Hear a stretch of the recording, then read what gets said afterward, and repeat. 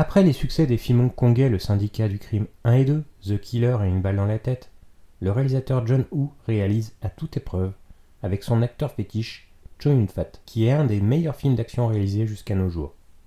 C'est un film d'action sans temps mort et qui offre des scènes de bravoure pendant toute la durée du film, sans perdre son ambiance romanesque propre à son réalisateur.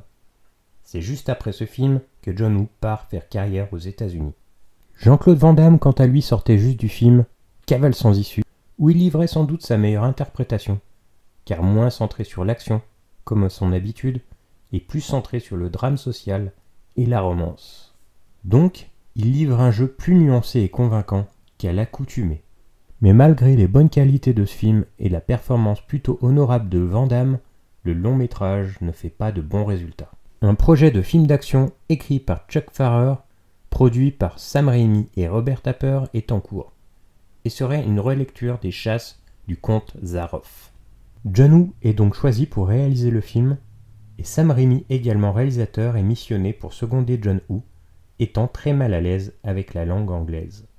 Puis Jean-Claude Van Damme est choisi pour interpréter le rôle principal. Mais à la base, le rôle devait être attribué à Kurt Russell avant son arrivée. L'histoire de ce film prend place à la Nouvelle-Orléans et narre les aventures de Chance Boudreau, un marin-pêcheur sans abri et ancien marine, qui va devoir protéger Natasha Binder, à la recherche de son père disparu, d'une bande de tueurs qui organisent des chasses à l'homme pour des personnes aisées et en mal de sensations fortes. Ils vont être traqués par ces derniers, et Chance va devenir la nouvelle proie de cette chasse à l'homme. La rencontre entre John Woo et Jean-Claude Van Damme sur grand écran fait des étincelles et fonctionne très bien, mais sur le tournage, les deux personnalités ne se sont pas du tout entendues et n'ont pas du tout retravaillé ensemble par la suite. C'est un pur film d'action des années 90 qui en met plein la vue et qui n'est pas avare en scènes d'action spectaculaires. Hormis quelques petites longueurs au début du métrage, les séquences d'action explosives s'enchaînent plutôt bien.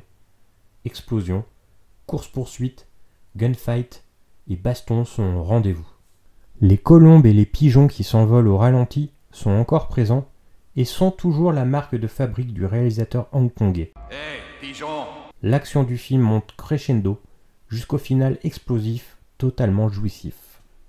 Aux côtés de Jean-Claude Van Damme, on retrouve Yancy Butler dans le rôle de Natasha, mais malgré son charme évident, le scénario ne la met pas assez en valeur et a malheureusement la place d'un personnage passif, de jeune femme en détresse.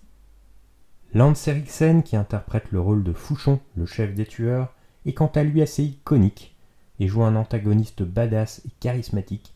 Son interprétation de méchant sans pitié et malsain est quasiment parfaite. Jean-Claude Van Damme ne livrera pas la même interprétation que dans son film précédent, mais ses prouesses physiques sont très convaincantes, et comme à son habitude, la caméra sublime ses prouesses physiques, tel un danseur de ballet. Son look, imperméable long, chemise en jean et coupe-mulet sont ancrés dans l'imagerie des années 90. Mais en le visionnant de nos jours, cela ne choque absolument pas, car son personnage est sans repère, isolé et hors du temps.